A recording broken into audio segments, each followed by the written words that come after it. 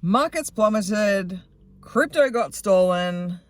Yes, 2022 was a shit show. Let's hope it's over. Let's hope. So let's talk about what happened at the end of 2021, which is a year ago at the time of this recording. And you could pretty much say that on the fear and greed index, the greed was going off the charts. So there's always going to be a market correction when it was getting bizarre like it was. I mean, I think in the end of November of 2021, it was at all-time highs for everything. So then on the 6th of December, we had the first big drop down. And as far as it goes for people inside of the plan, that meant a lot of people's bots went out of range. And, you know, we're taught to just leave them and sit. So that sort of continued into December, January, February. And I was like, okay, this is not just a crypto market correction. This is actually now potentially a proper bear market. So we cruise along, we sort of adjusted our bots a little bit, start making our profits again, because you need to have a bot in range in order to have the profits coming in. And then nobody could see what happened in May of 2022.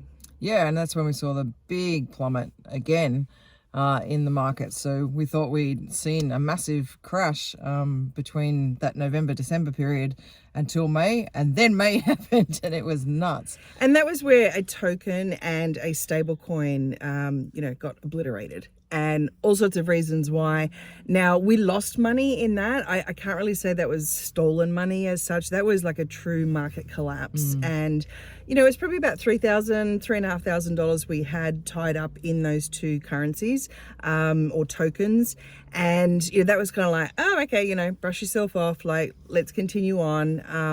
We know that this is a risky game, but we didn't think it would be seeing something like that literally disappear into nothing. It staggered everyone in the crypto market that first collapse happened to Luna and UST. T. Yeah, that's it. Just T. UST.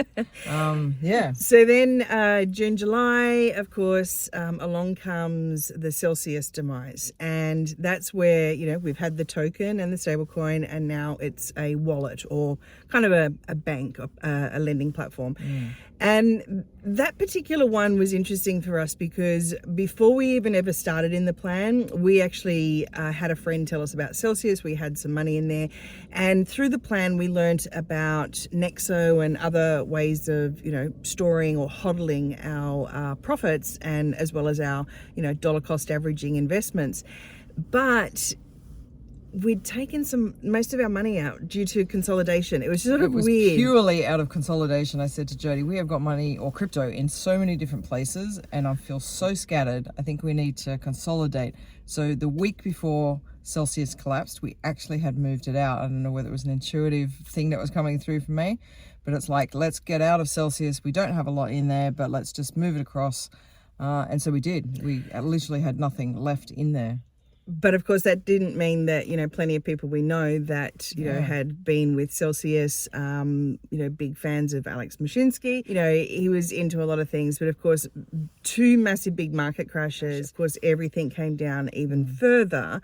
And that's where we started to see Bitcoin, you know, getting to the 20,000 and sort of teetering between 18 and 20,000. It's like, okay, this is pretty low. So we'd started dollar cost averaging our Bitcoin from the lunar experience.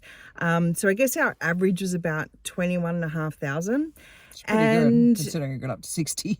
We'd also decided to get the Trezor cold wallet. So we had actually started moving stuff over. As far as we were concerned, we didn't know when the end of the crypto winter was going to, you know, see us through type of thing. So we're like, well, if we can just get Bitcoin a bit cheaper and then Bitcoin goes back to the price that it's meant to be, then I'm not worried about earning interest like from Nexo, and now Celsius is gone, and I think BlockFi toppled, and there was a whole bunch of stuff going on. But the thing that hurt us the most, so we cruise along, we've made a few, good profits because there was some craziness with some of the tokens. Our bots were doing really good. And we had cut down to only having 2 exchanges running our bots. One of them actually had more than half of our bot money. And that, of course, was FTX. Yep. So they stole our crypto. Yeah, it's just like, and I think it's the same with Celsius. It's made me realize you don't know what's going on behind the scenes. So you got the facade of what you think's going on and what's being presented, and then there's the stuff going on behind the scenes. There's total mismanagement. Like, that was just ridiculous. So just from how we've been able to deal with our mindset of what's gone on in 2022, as Nat said, it was a complete shit show. So value loss, one thing. When the markets go down, your value goes down, but at some stage it will come back up. Yeah, if you hold the coins, you'll be fine. Now, the thing that we wish we had have known at the end of 2021, that we do know now, is this thing called the 4-year cycle, or the 4-year epoch, which is about the Bitcoin halving. Had we have known about that and been able to look at, you know, of course, history doesn't necessarily repeat itself, but it certainly gives lots of good clues. We were meant to come into this sort of bear market, or crypto winter as it's turned out to be. We were never expecting to have a coin go down, a wallet go down, and then an exchange go down. Like, they're three pretty major events of the year. So take those things out, we could have at least been a bit more prepared and not been buying so much crypto when the greed factor was going up at the end of 2021. Could have just kept our money maybe in the stable coins a bit more, or even just holding it out until, you know, you start to feel some of the bottom. Now, we did have a little bit of that experience, as we said, with dollar cost averaging Bitcoin. But now that we've taken this massive loss, and again, I'm going to call it theft. It's different to a loss to me. Like, I feel like we lost money when Luna collapsed, but this was purely stolen. This was like illegal activity that has taken the money of all FTX customers. We just happen to be one as well. So we did feel a little bit sheepish, a little bit embarrassed. I think from a big point, the word humiliation, which we've sort of been arguing about a little bit, to me, the humiliation is across the board of crypto, because all the naysayers out there are sitting there rubbing their hands going, told you so, it's all just a big Ponzi scheme, blah, blah, blah. I don't know how they get Ponzi scheme, but yep. Anyway, but it appears that FTX was a kind of Ponzi scheme.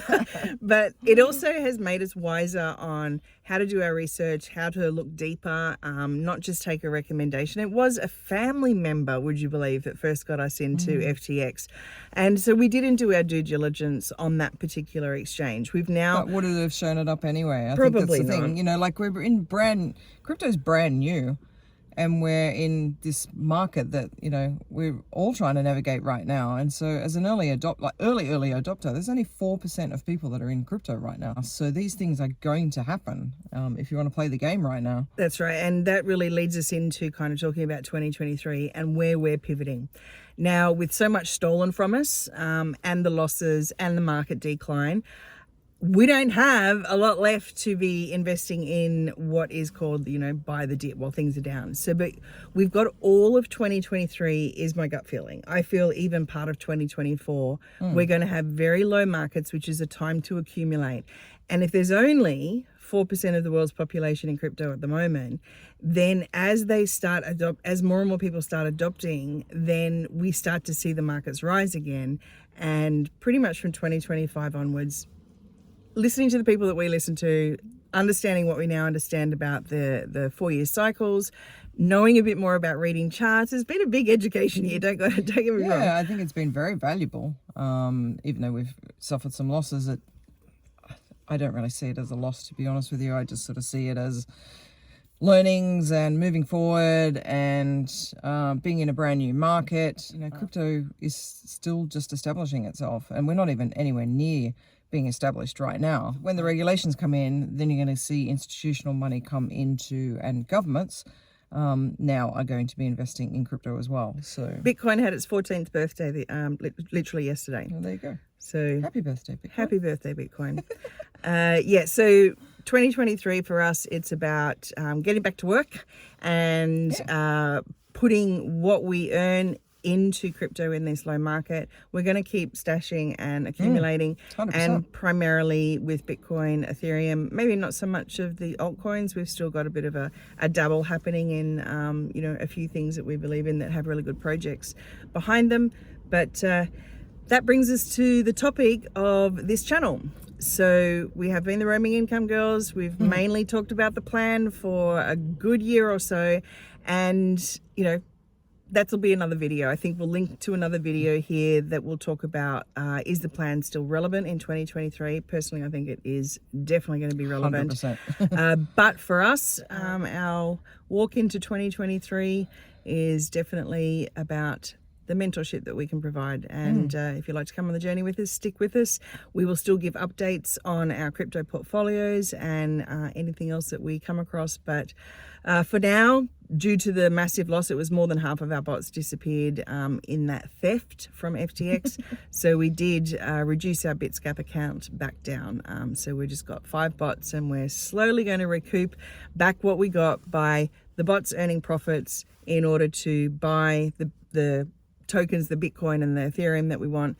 And yeah, what we earn along the way as well, we'll start topping up as much as we can, because we don't want to miss out on this next 12 to 18 months of buying low. Definitely. We'll see you soon. All right, that's it from us for now, from Italy. It's a bit chilly here. We're in the car. But yes, we're up near the lakes, northern Italy, and it's been beautiful. But we're about to head to Australia shortly. Maybe we'll see you there. Maybe we'll see you there. Bye. Bye.